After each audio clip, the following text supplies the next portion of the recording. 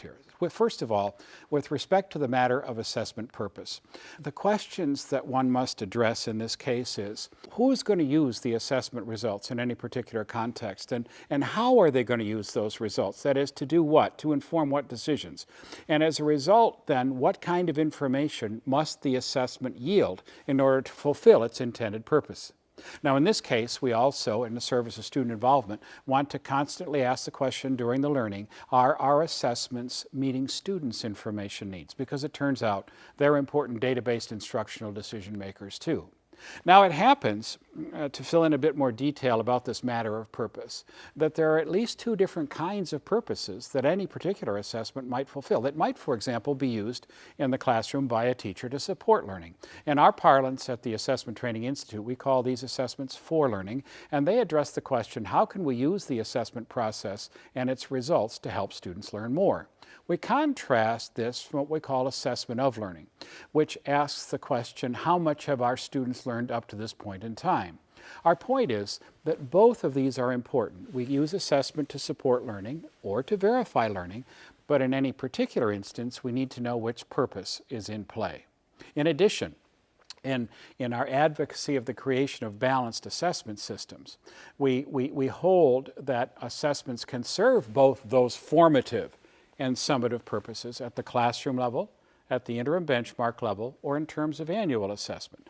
Now, it is the case that the focus of our work in classroom assessment focuses on teachers' use formatively and summatively in that context. And I want to describe for you in a little bit more detail what that means.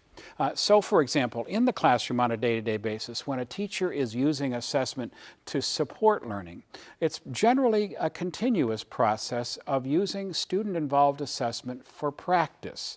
That is, to help students get better at something before being held accountable for it, to inform decisions made both by students and by their teachers with the mission of helping students progress up the scaffolding leading to each standard. So our point here is that at the classroom level of assessment, the assessment matter is not merely about who is and isn't meeting standards.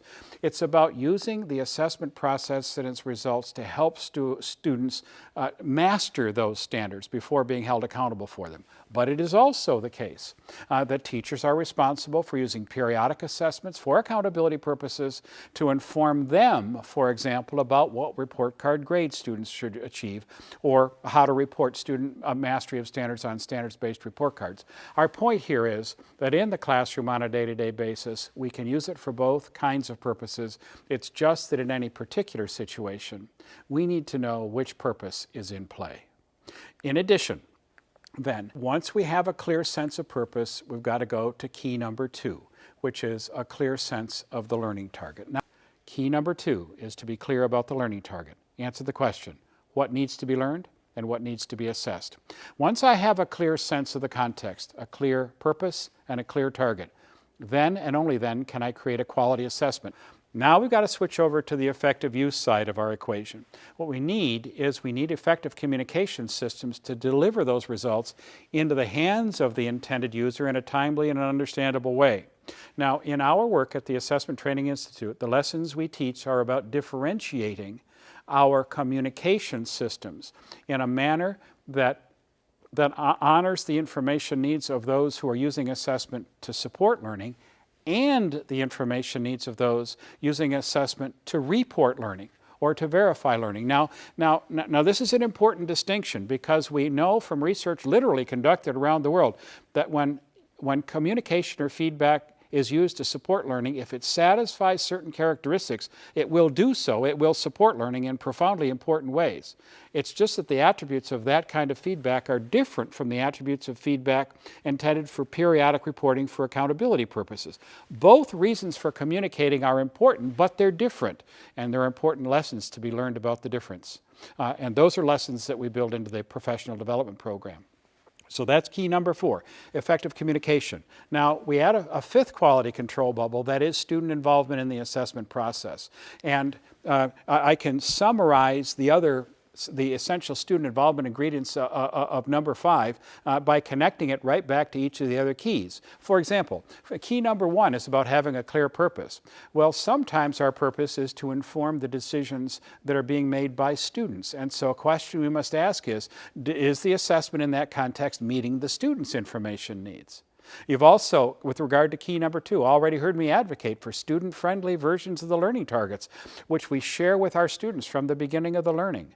With regard to key number 3, we can engage our students as partners with us during the learning. Now hear me on the verbs on this. In the creation and use of practice assessments like those that they're going to be held accountable for. And it turns out that when we engage them in that level of self-assessment, their achievement, motivation, engagement all skyrocket. And with regard to key number 4, we can engage them as partners in telling the story of their own journey to success, as partners in communication, for example, in the case of student-led parent-teacher conferences, which I think is the biggest breakthrough to happen in communicating about student achievement in the last 100 years. Hands down. It's a breakthrough idea. So all of these connect to key number 5, which is student involvement.